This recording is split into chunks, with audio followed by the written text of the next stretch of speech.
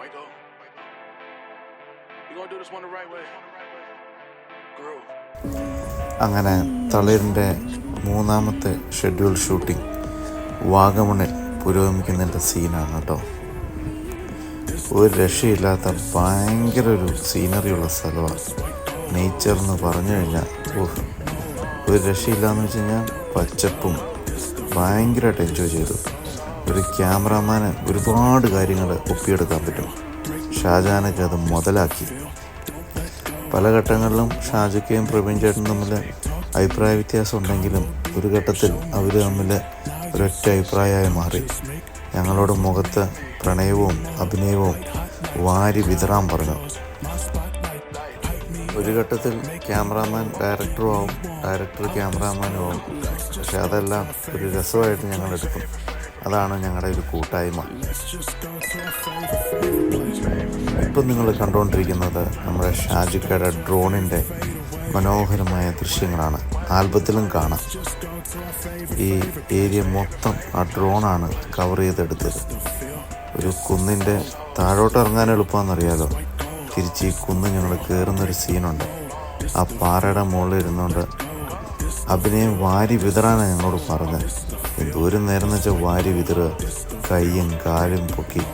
നല്ല ചൂട് എന്ന് പറഞ്ഞു കഴിഞ്ഞാൽ ഒരു രക്ഷയില്ല കേട്ടോ.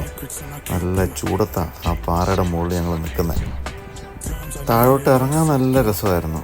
തിരിച്ചിങ്ങോട്ട് കയറാൻ അത്യാവശ്യം പാടുപെട്ടു. അഴിച്ചിട്ട് മുണ്ടൊക്കെ മടക്കി കുത്തി. അമ്മൂനും കുറച്ച് ബുദ്ധിമുട്ടുണ്ടായിരുന്നു. പക്ഷെ ഞാനത് നോക്കിയില്ല. നമ്മളെങ്ങനെയെങ്കിലും മാനം രക്ഷിക്കണല്ലോ. നൈസായിട്ട് മിണ്ടാതെ കയറിപ്പോന്നു. മുകളിലേക്ക് വരുന്നത് നോക്കി ഷിബിനും അമ്മുവിൻ്റെ കസിൻ വാവയും ഞങ്ങളെ നോക്കിയിട്ടുണ്ടായിരുന്നു. സത്യം പറഞ്ഞാൽ നല്ല കിടപ്പുന്നു. പക്ഷെ ഞാൻ പുറത്ത് കാണിച്ചില്ല അതൊന്നും. നമ്മളെ കഷ്ടപ്പെടുത്താനുള്ള എന്തോ വഴി പ്രവീൺ ചേട്ടൻ പിന്നെ ആലോചിക്കുവാണേ. എന്തൊക്കെയോ പുള്ളിയുടെ മനസ്സിൽ കൂട്ടിയിട്ടുണ്ട്. അതൊക്കെ ഓരോന്നായിട്ട് ഞങ്ങളെ കൊണ്ട് ചെയ്യിക്കുക. ചൂട് എന്ന് പറഞ്ഞു കഴിഞ്ഞാൽ ഒരു 3-4 ബോട്ടിലെങ്കിലും വെള്ളം നമ്മൾ കുടിച്ചു. ഷാജഹാനൊക്കെ സമ്മതിക്കണം. ആ ജിമ്പലം പിടിച്ചുകൊണ്ട് നിൽക്കുന്ന കണ്ടോ. വാഗമണിൽ തന്നെ ഒരു ഗാർഡൻ്റെ ഉള്ളിലേക്കാണ് അടുത്ത ലൊക്കേഷൻ. ഇവിടെ കുറച്ച് ഡാൻസും അത്യാവശ്യം നമ്മൾ വേർത്തു. എന്നാലും എല്ലാവരുടെയും സപ്പോർട്ട് കൊണ്ട് നമ്മളെ കൊണ്ട് ആവും വിധം നമ്മൾ വട്ടം കറങ്ങിയിട്ടുണ്ട്. നമ്മുടെ അരുൺ പുറകെ നിന്ന് നമ്മളെ കളിയാക്കുന്നൊക്കെ ഉണ്ട്.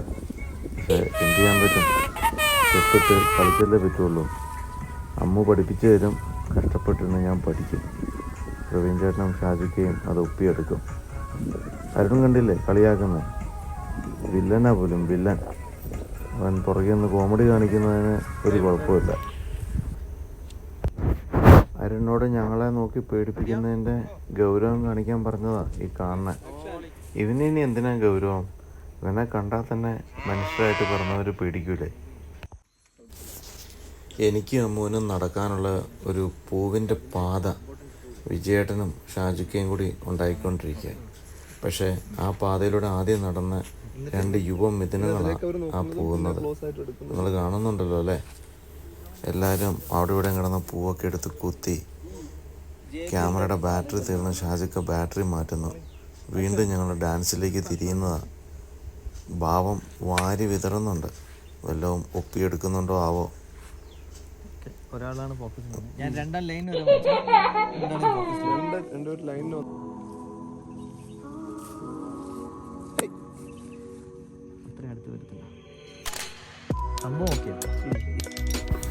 ശ്രീഹള്ളിയിലേക്കുള്ള വഴി ചോദിക്കാൻ വിജയേട്ടനൊന്ന് ശ്രമിച്ചതാ. പക്ഷേ ആ തോട്ടത്തിലെ സുന്ദരികളായ ചേച്ചിമാർ നൈസായിട്ട് വിജയേട്ടനെ ഒഴിവാക്കി. ഞങ്ങൾ അവിടെ അട്ടയുണ്ടെന്നും അട്ട കടിച്ചാൽ എങ്ങനെ രക്ഷപ്പെടണം എന്നുള്ള ഒറ്റമൂലി ആ ചേച്ചിമാരോട് ചോദിച്ചു. അട്ടയുണ്ടെന്ന് പറഞ്ഞുകൊണ്ടാണ് അമ്മുവിൻ്റെ മുഖം ഇങ്ങനെ വിജൃംഭിച്ചിരിക്കുന്നത്. ആ ചേച്ചിമാർ ഞങ്ങൾക്ക് എല്ലാ ആശംസകളും നേർന്ന് നടന്ന് നീങ്ങി. അമ്മുവിൻ്റെ അമ്മേനെ അരുൺ പിന്നെയും ഇറിറ്റേറ്റ് ചെയ്തുകൊണ്ടിരിക്കുക. അന്നത്തെ ഷൂട്ട് കഴിഞ്ഞ് മൃഷ്ടാന ഭോജനം ഉച്ചഭക്ഷണം കഴിഞ്ഞ് ഞങ്ങൾ നൈസായിട്ട് റെസ്റ്റ് എടുക്കാൻ തീരുമാനിച്ചു. Thank you.